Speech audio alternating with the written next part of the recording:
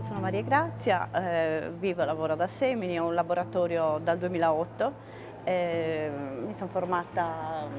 artisticamente a Sassari, presso l'Istituto d'Arte, e ho studiato nella sezione ceramica e da lì è nato questo grande amore per la ceramica, appunto. Il laboratorio è operativo dal 2008, la mia è prima una ricerca cromatica, una ricerca di colore, quasi volessi far parlare il colore. E poi sicuramente vengo fuori dal tradizionale, utilizzando un linguaggio diverso, ecco, una comunicazione diversa, una dialettica diversa. Per me essere un'artigiana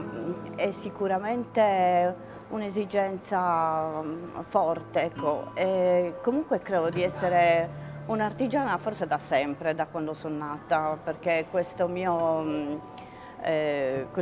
bisogno si è manifestato sempre anche da ragazzina, magari con altre cose, Ehm, però sì, credo di poter dire che proprio sono un'artigiana da sempre, anche se non un'artigiana della ceramica da sempre, però comunque sono un'artigiana della ceramica, mi posso definire artigiana della ceramica sin da quando io studiavo all'Istituto d'Arte, per cui eh, posso dire di esserlo stata sempre, di essere nata così.